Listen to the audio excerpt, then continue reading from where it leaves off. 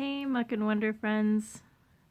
Hope you guys are all happy and healthy and with your families and just enjoying where we're at right now. Lots of family time. Miss you guys. I'm just going to be reading a beautiful story that I have read to preschoolers for a long time now called the Maggie B. This is a good story because we've had some rainy days and it's all about using your imagination to take you anywhere you want to go. So I'm going to read to you guys the Maggie B.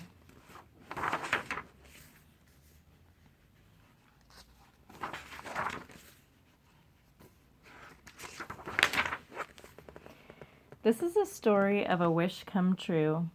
Margaret Barnstable wished on a star one night. North Star, star of the sea, I wish for a ship named after me, to sail for a day alone and free, with someone nice for company. And then off to bed she went. There's Margaret right there. And her kitty and her little brother.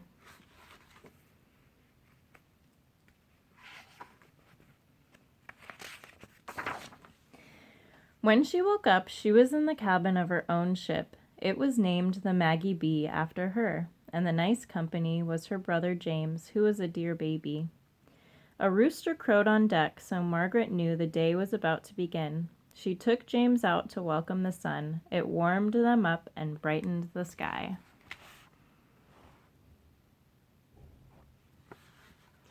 On the poop deck was a tiny farm. There were a goat and some chickens and an apple tree, a peach tree, and an orange tree with a toucan perched on a branch. They picked an orange for their breakfast. I love their tiny farm on the top of their ship. Do you see the goat? And the chicken? Since it was her own little cabin and her own little ship, Margaret worked hard and tidied it up with a joyful hustle-bustle. That means she's working fast. I used to live on a houseboat too, so I always love this story. All the sparkling morning while she scrubbed the deck and made the ship ready to sail, she sang an old sea shanty. Oh, the sailor's life is bold and free, his home is on the rolling sea. Heave ho, my lads, come and sail with me. The Maggie B was soon riding the tops of waves like a bird.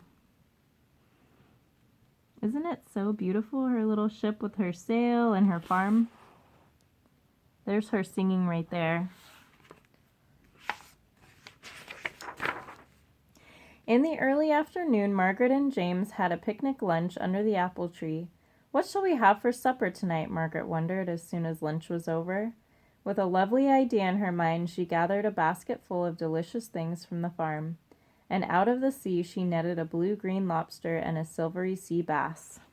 And you can see her catching the lobster and the fish for her lunch right there with her net. And see the goat? So cute. On her little stove, Margaret set a big pot of broth to bubble and boil. She chopped the vegetables and put them into the pot, and then in went the sweet-smelling herbs, the gleaming, glistening fish, and the knobby, hard-shelled lobster. As she whipped off her apron, she closed her eyes and breathed in the smell of the good sea stew. All afternoon it would simmer and fill the air with its fragrance. There she is, smelling her soup. And there's her chopping up all the things going into her soup. The Maggie B sailed steadily on. The breeze was gentle, warm, and soft. James had his nap on a velvet pillow, and Margaret painted a handsome portrait of him. There they are at the top of their ship. She's painting him while he's napping.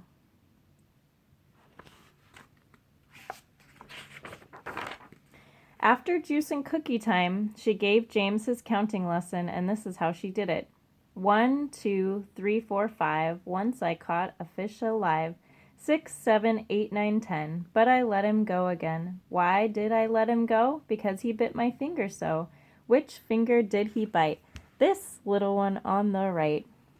And she gave James's little finger a nibble, which made him laugh and laugh until suddenly he stopped. The sun had disappeared. The clouds were coming.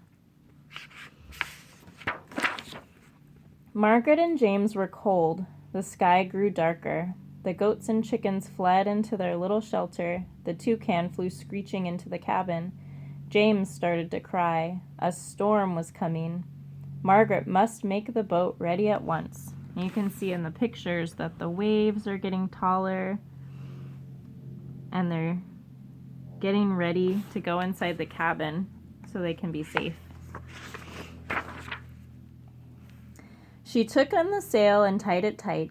She dropped the anchor and stowed all the gear, while rain drummed on the deck and thunder rumbled above her. Lightning split the sky as she ran into the cabin and slammed the door against the wet wind. Now everything was safe and secure. There she is. She's safe inside the cabin. When she lit the lamps, the cabin was bright and warm. It was nearly supper time, so Margaret mixed up a batch of muffins and slid them into the oven. She sliced some peaches and put cinnamon and honey on top, and they went into the oven too. James was given a splashy bath in the sink. Margaret dried him in a big warm towel, and then supper was ready. Wouldn't it be fun to live on this boat with them?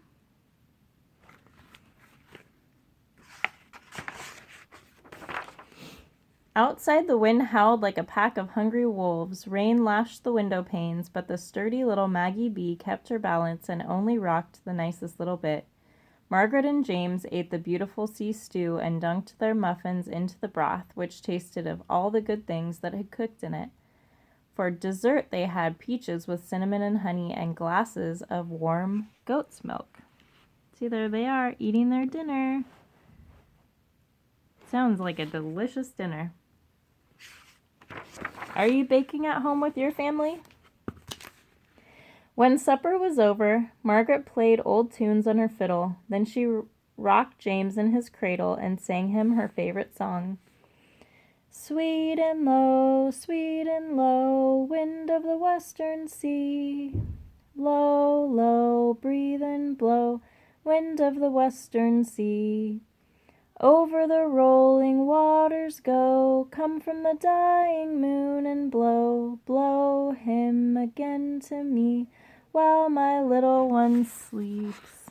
And there she is with her fiddle. She's playing him a song to help him fall asleep.